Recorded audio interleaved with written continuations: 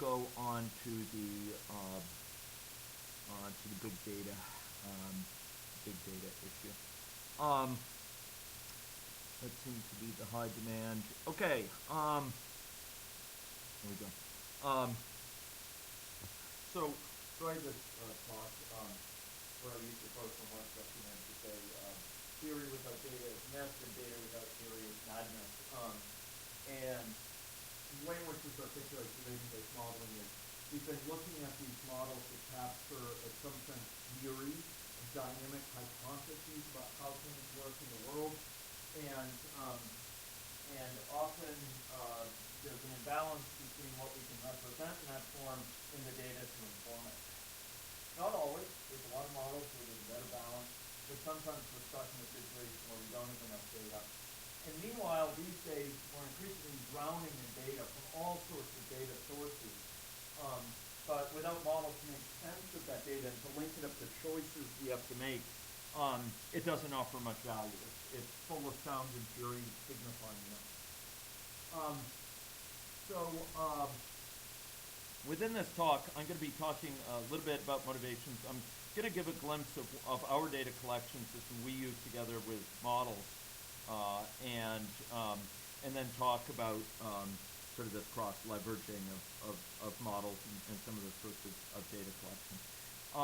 The context of this is, of course, ever more complex health challenges that demand system science approaches, and nimble corporate actors such as tobacco companies, soft goods manufacturers, etc., that often deliberately try to sabotage or undercut public health intervention. Now, a key challenge from my perspective, working in this area now for many years, when it comes particularly to population health issues, is there's a variety of issues that we know are important factors in shaping health, but where it's hard to get reliable data. This includes people's location, which we know is an important mediator for access to care, access to resources, barriers to physical activity, environmental risk. Aspects of physical activity. We've known since the MHANES-3 study and comparisons done between accelerometry data and self-report that there's big gaps between what people say they do physical activity-wise and what their actual expenditures are.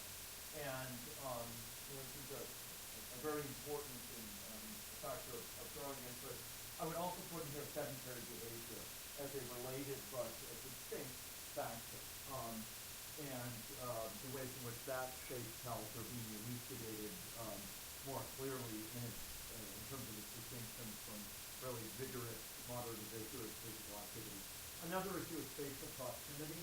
This is for sure had a long time risk recognized for transmission of pathogens, but increasingly people are aware of how much it plays a role in transmission of norms, imitative behavior, and transmission of behaviors in communication.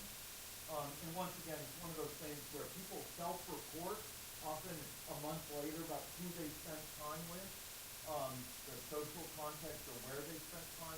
It's often very limited. And some of the communicational self-reports are also limited.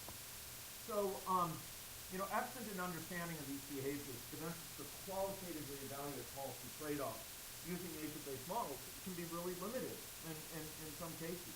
We may have a model that captures features of a situation, but absent really grounded behavior, we're not going to be able to investigate certain very detailed questions. Now, what we've been taking advantage of is the fact that there are these widespread penetration of these consumer electronic devices, things like this and that, smart watches increasingly, that offer amazing functionality, hence their popularity.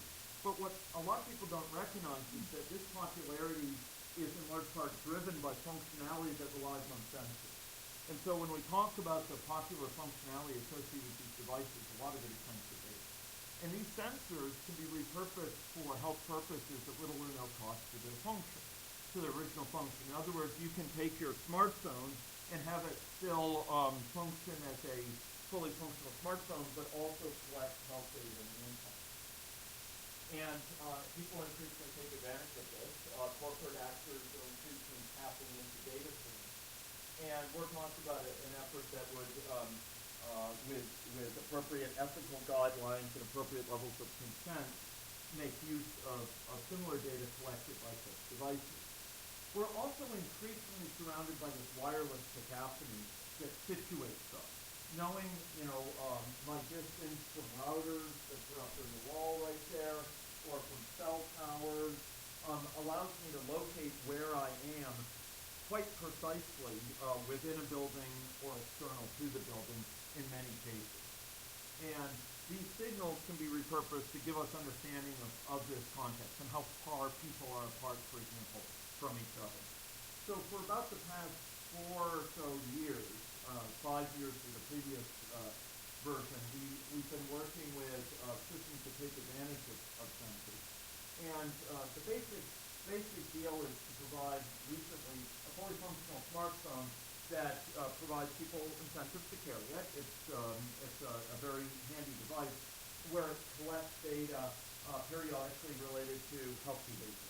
And this data includes automatically collected data as well as sensor data as well as self-report data in an ecological momentary assessment way triggered by sensor data in some cases. So here, the data is collected on the device and then it's read out to a server. It's read out so that we can analyze it. And it streams in over time as people are in contact with cell networks or Wi-Fi networks, whatever's allowed for a given study. In some studies, such as those running in New York City housing projects, we've actually gone and given out the phones and collected them later. We've addressed these health areas that I mentioned, or these areas of concern for health that I've mentioned earlier, and our system collects data on a variety of types of information. Information related to location, to inter-individual proximity, to people's orientation. It includes data related to physical activity, accelerometry. It also includes, using the camera, data on people's eating habits. So in some of our studies, people are asked to take a picture when they're eating, and they do so with the phone, the camera that's on the phone, and that allows for collecting information on dietary consumption. And finally, very importantly, there's questionnaires that allow the person to offer back additional context for what we see via the sensor data, to provide more feedback on their perceptions of the situation, etc. So we have micro-contact data, which is picked up on the level of minutes. We can capture changing social networks over time, with whom people spend time, and examine how it varies from day to day, from hour to hour, from week to week, how long people stay in contact, who with whom, accelerometry data, people's travel patterns, people's movement patterns through the city from work to home and back, and people's locations within a building.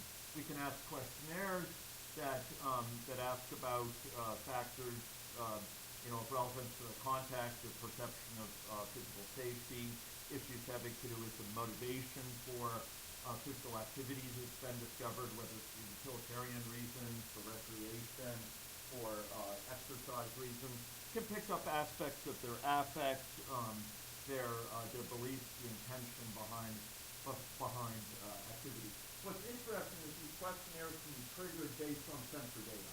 So we can trigger a questionnaire to ask about their social context if we discover there's an indication that other people are surrounding them. Or if they're in a certain location, we can trigger a questionnaire. If they enter a park, we can ask them about why they came to that park. If they've left a park, we can ask them about motivations for that.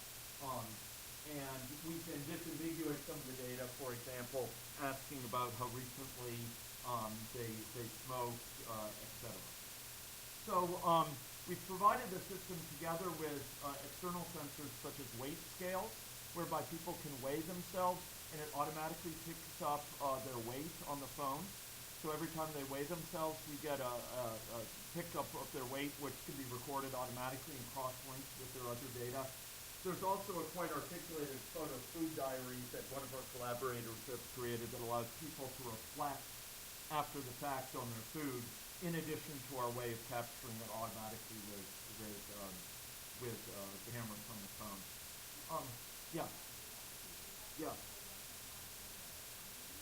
Well, we actually take a photo of the food, and for some of our studies, nutrition, so a dietitian looks at that and tries to judge the sample size, the portion size, and its composition. It's an imperfect thing. We have considered asking them to do a video of it, sort of sweep the phone around, or to show a fork or something of known length with it. But this is an area where we're exploring it now to find out what the real shortcomings and opportunities are. At this point, we've asked dietitians to take a look at it for some of those studies. We also have coupled this with a geo-crowdsourcing app, which allows the participants to report proactively, for example, cases where they're exposed to tobacco messaging, exposed to tobacco billboards, for example, or ads in a gas station, point of sale promotion of tobacco products, or otherwise indicate things that are of interest to us. In some cases, we've asked them to report sort of exposures to potential health risks proactively. And this allows us to collect sort of some understanding of where relevant factors are that might be shaping not only that person's behavior or report it, but other person's behavior. Say the presence of a billboard promoting a certain tobacco product. Variety of extensions we're planning to it, but I'm not going to talk about this. The real interesting thing is, and this starts to get into some of the issues about why this is such a natural match with agent-based modeling, is the fact that while each of these data points that we collect is of some value by itself, it's really the cross-linking of them that starts to give the insights and starts to offer the power with agent-based models. It's our ability to link up accelerometry with GPS. Where are people undergoing physical activity? To link up where they're eating with aspects of their location and their social context while eating. Well, linking together aspects, for example, of social contact and location for the sake of exposure to infection risk, either from surface to person or person to person. In this case, we've taken advantage of it. So, for example, we can map out location activity levels over geography, where social interactions are taking place within our cities, spaces in which contact between people takes place, even if there are several spaces, distinct spaces within a given building, rather than GPS locations. Instead, it's spaces within a building that might be distinct, like different rooms within a building. And we can link this in with things like weather reports, GIS databases, environmental sensing systems for things like air quality. Think about exposure to differential air quality around the city. Through that, start to get understanding of what may be driving some of the behavior we know. For example, adverse weather. In contrast to those of you here in LA, Kurt and Rachel and I hail from a city which exhibits a measure of seasonal variability in its weather. I can see Kurt holding his tongue there. And weather can shed significant light on people's movement patterns. And so it's one of those areas we can link in. So this is an example of just some work that we did several years back, linking up different participants with exposure to different services. Here's someone who lives on the west side of our city, another person who lives on the east side, and in the course of their actual activity level, never put aside where they live, where they actually are spending their time day to day, traveling, going back and forth to work. What are the services, the nature of the resources that are located near them? For example, to what degree do they pass clinics associated with medical services? To what degree do they pass grocery stores or convenience stores? We can actually look at people's empirically traveled patterns and their actual exposures as a result. So we can look at factors, for example, how do physical activities levels vary by proximity to parks, by social context, by neighborhood safety, by perceived neighborhood safety as well, via the actual questionnaires, the survey questionnaires on the phone.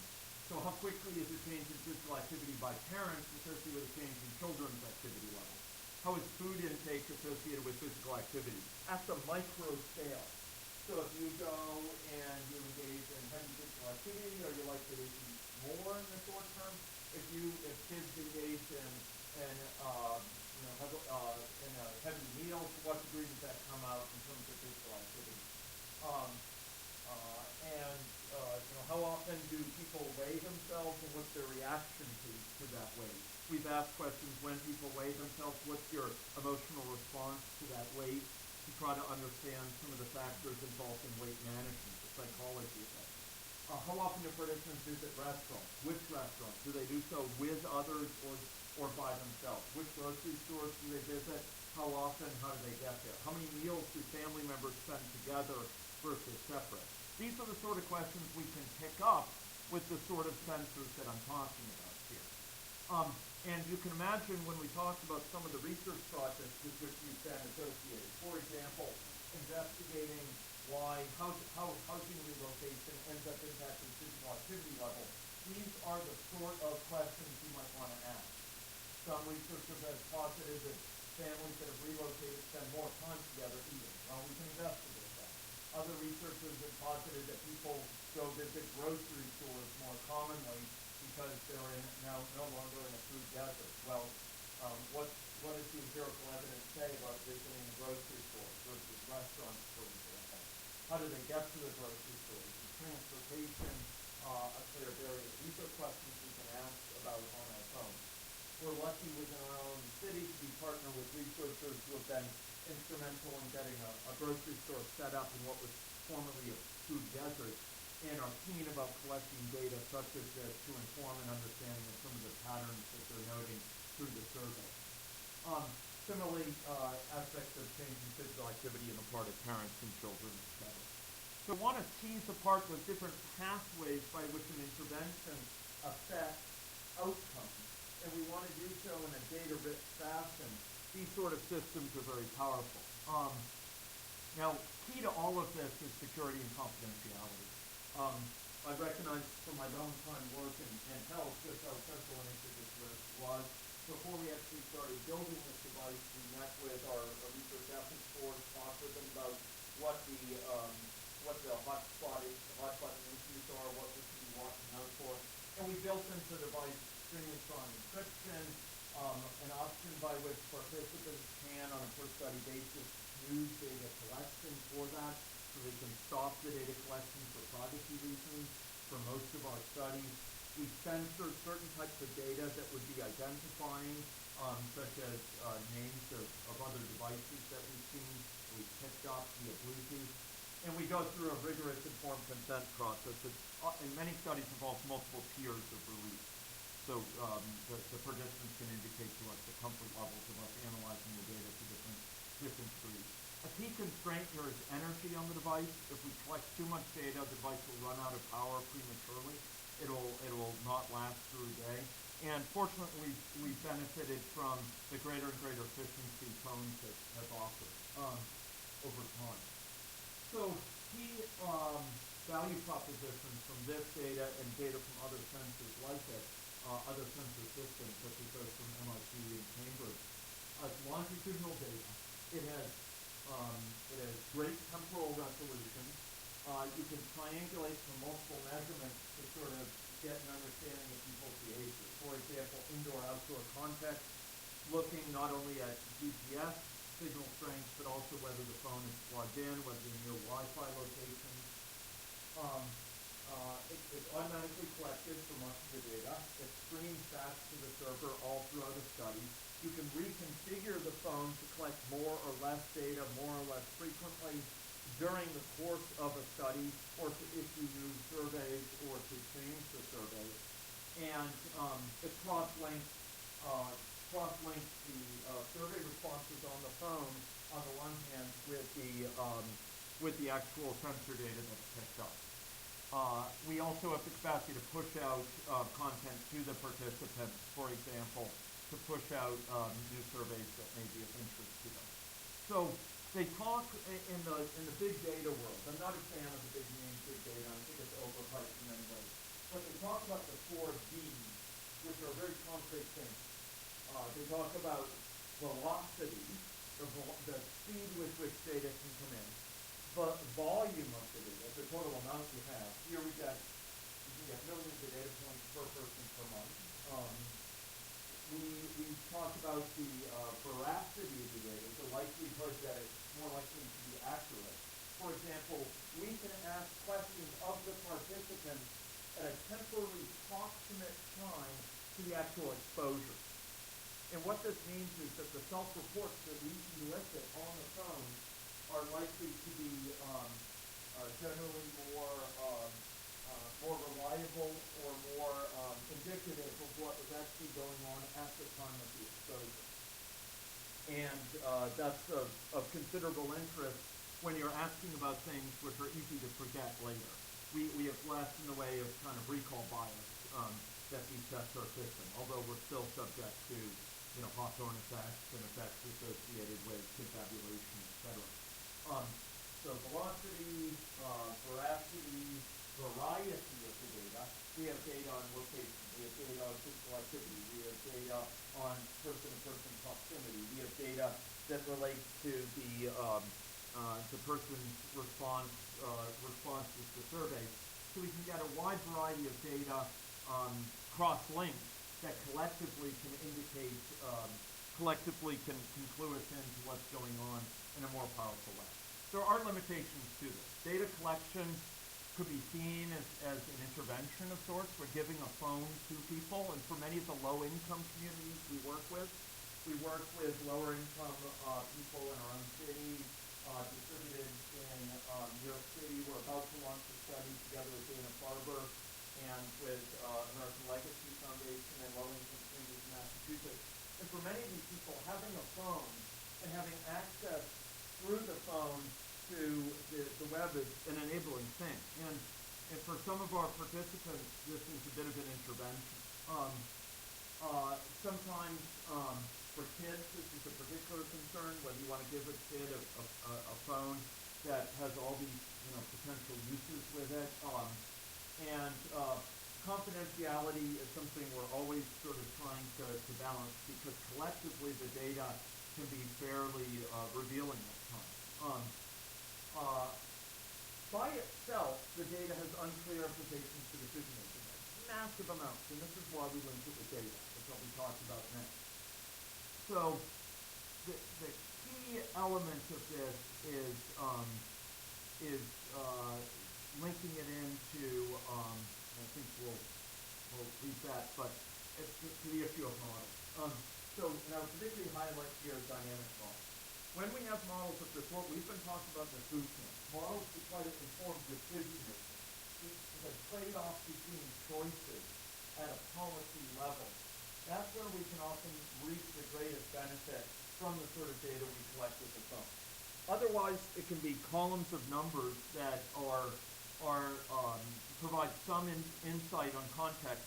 But if you can link it in with models of people's behavior over time, it allows for a great deal of insight. We have a hierarchy of models, but the simulation models capture the highest level and the most potent use of this data from my perspective.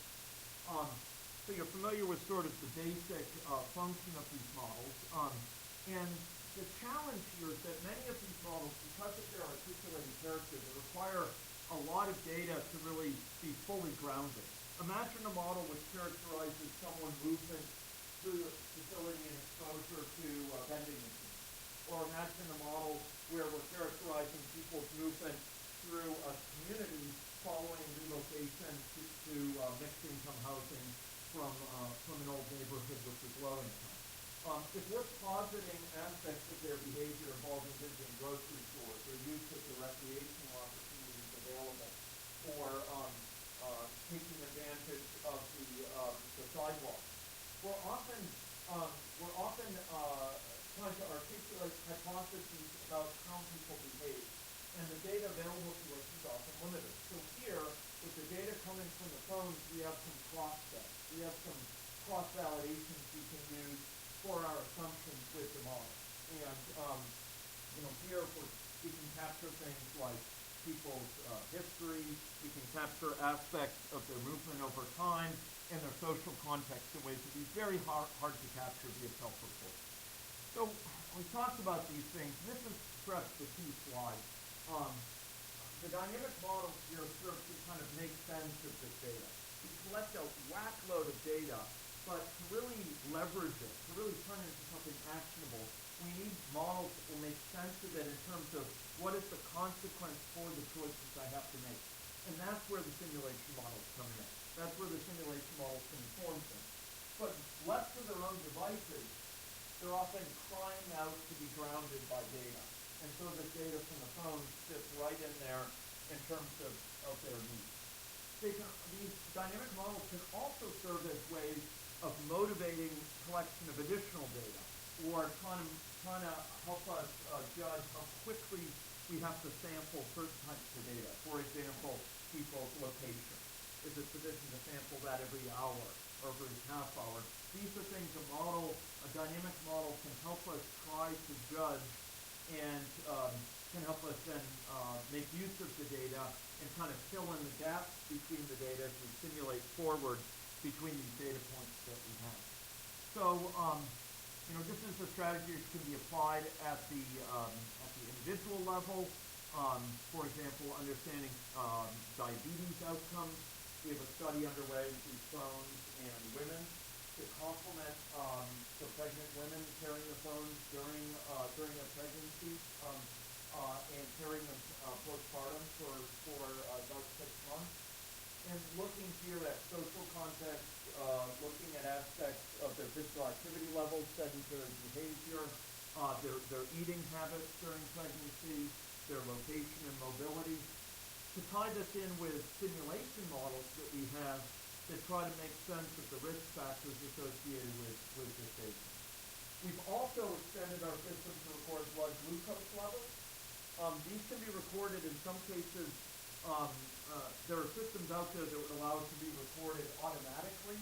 Right now we have some people enter it explicitly together with their insulin administration, but a fairly modest extension that someone like Bert or Winslow could undertake would actually read blood glucose measurements as they're made by the diabetic and automatically record them as part of the cell phone. So here we can capture not only the biomedical level phenomena, the levels of blood sugar, but also the social context, the physical context, the physical activity levels, sedentary behavior, and through surveys, certain types of stressors that a person may be undertaking, as well as aspects of self-care in the form of testing and insulin administration.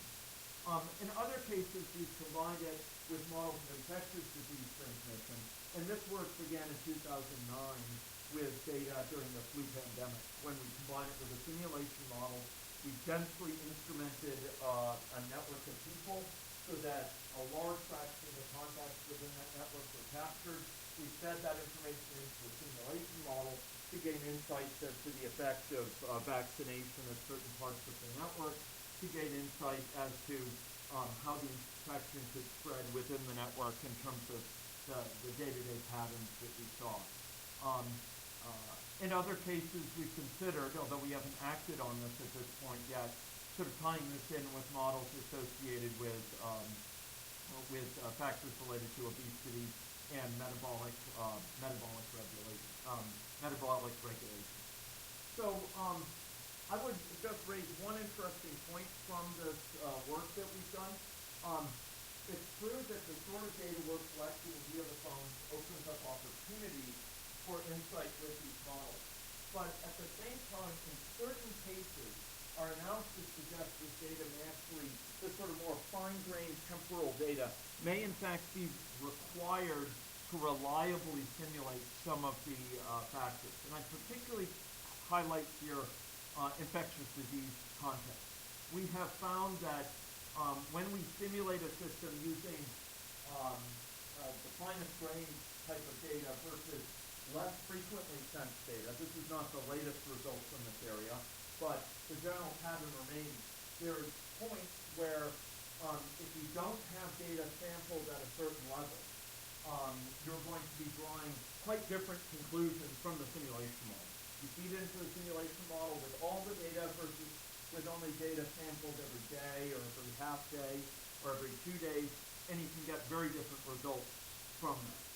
What this suggests is that for certain types of research questions, actually capturing this sort of fine-grained data may actually be required for reliable inference using simulation modeling, and that collection of this sort of sensor data may not be a luxury, but instead be something that's almost required by the nature of the terrain. I don't believe that's true for chronic disease risk factors, but I do believe that we'll find that the sort of data that we can collect at a fine-grained level increasingly, not just from our system, but from other systems like it, and the emerging ecosystem of sort of electronic data sources for health, we may find that really materially impacts what we do as adequately informed simulation models. The good news is that they remain one of the best ways of informing decision making in this area, but we may increasingly say that to use them reliably, we really want to incorporate this more voluminous data. And they provide us, the other good news is they provide us with ready means of doing that. It's quite straightforward to take a lot of this data and place it directly into the model to inform parameter values, inform aspects of the network representation, inform the mobility models of how people move in the model. We can readily leverage this data and place it in the model. In other cases, the model tries to reproduce in a calibration sense this data that we're collecting via the electronic data sources like this one. So just a few points in closing here. So sensors are increasingly ubiquitous. We're entering a world that's quite different in terms of some of the data sources available and some of the means of analyzing those data sources. I was just at a joint statistical conference for Canada, the Statistical Society of Canada conference. Michael Jordan from Cal Berkeley came up and was giving a talk, and he was arguing that increasingly statisticians and computer scientists are going to need to work very closely together because the volumes of data are just exploding that we need to analyze for certain types of questions. And traditional statistical methods may be limited not so much because of their correctness, but in some cases they may not offer the requisite speed needed to make sense of these large amounts of data. So he was arguing for increasingly collaborative environments between computer scientists and statisticians, something that we already enjoy in other ways within our team. So sensors are becoming increasingly ubiquitous. Commodity sensor bearing devices, consumer devices can serve a dual use that doesn't limit their original purposes, but uses them additionally for sensor platforms for health data. And communication signals that buzz around us at all times can be used to sensor context. Coupled with models, and particularly dynamic models, these sensor data can offer significant and complementary health insights.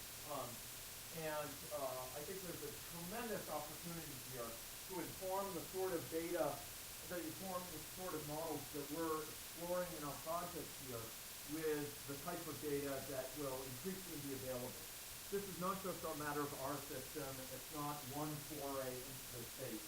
If you look at the platforms being advanced by Apple, by Samsung, the type of work that Google is doing, the chances are that 5 years from now, 10 years from now, we're going to be increasingly surrounded by the primacy of electronic data sources for certain types of questions. And I think if we can seize the moment, the opportunities are great to make sense of those using these exact sort of models.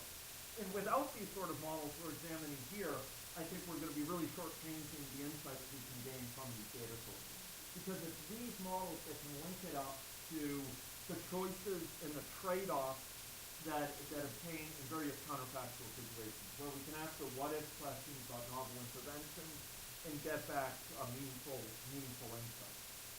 So I do believe that big data is overhyped, but the sort of data sources that we're talking about can enhance insightfulness, timeliness, and reliability, and lower actually the cost of health surveys while reducing the burden on the participant. There's a lot of data we used to have to ask of the participant, and now we can pick up directly, and what we ask can be much more targeted to things that provide real insight as far as self-reporting. ask issues of perception, issues of intention, issues having to do with disambiguation of context. And finally, collection and model-based leverage of big data is not restricted to big players. This is something that can be conducted with diverse resources, diverse researchers, and diverse agencies without giant budgets. We routinely have conducted these sort of studies on very modest budgets, and I think you'll find that while so much of data collection traditionally has gone on at a big budget level for large-scale data sets, we'll find similar levels of data collection are increasingly cheap to collect. So those are some comments on the confluence of big data and smartphones. And yes. Okay. Pitfalls. Right. I mean, just thinking about competitiveness. Yeah. And also, I know I was talking to Steve. Yeah. He was talking about, just being able to have phones that will have like the external batteries, right? In order to have, accumulate dollars quickly. Right. Right. So very good. Some of those I'll try to address here. The energy constraint is a big constraint, and we have had to choose phones that are selected deliberately for better battery life, and where extended batteries get paid for them, so the phone will still offer a decent battery life, enough so that the person is still intended to carry it, who will still want to carry it day to day. Another issue is the issue of trust. The sad truth of the matter is that we have gone through very rigorous ethics processes, sometimes requiring us, like in our studies in New York City, you have to remove some of the things on which you are collecting data because of concerns in New York City lawyers' offices. We've had other studies where it's been a quite long ethics process, but we've consistently partnered with our external participants in a very respectful consent process. The sad truth of the matter is the sort of data we're collecting by these phones are being collected without consent by a variety of corporate actors on a routine basis. Apple, Google are just streaming out data from your phone, and if you go online to the App Store, for example, or Google's Play Store, you'll find that a large fraction of the apps there actually collect sensor data that people wouldn't expect from the description of the app. They'll record your location and send it back to the mothership. And what we're trying to do here is put it all in the open domain, so that we actually go through consent processes, get people all informed about what's going to be done, and we allow them to snooze the phone from our studies. So in other words, they can press this button, they can go to it at any time, say, I don't want data collection now. For an arbitrarily long amount of time, they can specify in 30-minute increments. If it gets up to some level, and then it will play a sound when it starts recording again, and I think it's up to 12 hours, they can suspend it at a time, or 24 hours. In any case, trust is a key factor. Now, this is a generational thing. Young people these days are said to exhibit different attitudes towards privacy than we old-timers. And there are changing attitudes. There's a heck of a lot of this sort of information that's being shared openly on the web. If you've gone to sites like Endomondo, people will share data on their physical activity levels. Sometimes things that would have been considered the most private sort of data these days are increasingly posted online. There's this whole quantified self movement where people are uploading data about all sorts of physiological characteristics of themselves. Trust, though, remains a central component of this. We want people to feel comfortable with the phones, feel comfortable carrying them, and to feel that they're got a good deal from the whole enterprise. This is increasingly important as we extend our system to run on third-party phones. For most of our studies, at this point, we have used phones that we provide, and and are collected at the end of the study, but increasingly we're looking to put it on third-party phones going forward. And there's been some work that's been done towards that end. It runs on a large number of devices, and it's really a matter of sort of making sure what phones it runs on. Another issue that goes along with that is the willingness to share information. People's interest in carrying a phone is very important. For children, we have special issues having to do with sort of safety providing a smartphone with all these features for kids. And we have to make it easy to carry. So we've had phones running ambulatory settings in hospitals to track track movement of patients within a hospital. Because sedentary behavior can be a potent risk factor for those recuperating from illnesses, particularly elderly patients in the hospital. But obviously we need to provide it in ways unobtrusive, we can carry it easily, and similarly for nurses in long-term care facilities with whom we've interacted. They need it to be something that's not on a lanyard, so they can get stuck. It needs to be something which can be easily strapped on and won't hamper their movement, won't hamper their interaction with patients, etc. So there's a real set of issues having to do with that. Some people find it, if you're dealing with nurses' aides in the middle of a busy day in a long-term care facility, getting them to reply to the phone in a timely fashion is a challenge. And so we have to be careful about issuing too many surveys, peppering them with questions about their content. Fortunately, compared to many systems which have been used in a healthcare context, we can actually ask fewer questions because we have all the sensor data picked up. We don't have to ask, where are you right now, because we know. We don't have to ask, who are you with, because we can sense the other clinicians with whom they're located via their proximity through what's called Bluetooth sensing. And as a result, we can ask fewer questions, but it's still a burden that can be placed on the participant. And all of these issues affect compliance and data quality. A final thing that I'll say is that we work a lot with disadvantaged populations. Our work with Harvard, ESPI, and American Legacy is low-income communities in Massachusetts, which includes many vulnerable individuals. Our work in rural New Mexico at a pilot level, our work in our city, predominantly with lower-income Aboriginal women, and all of these need to be taken in the context of self-selection bias. Those who opt into the study are often those whose lives aren't quite as tumultuous. And so we are picking up data that's not representative of the whole subpopulation. We're picking up data on those who are in a position where they're confident the phone won't be targeted by predators. In other words, it won't be stolen from them. It won't be, that they'll be able to keep it charged and plugged in.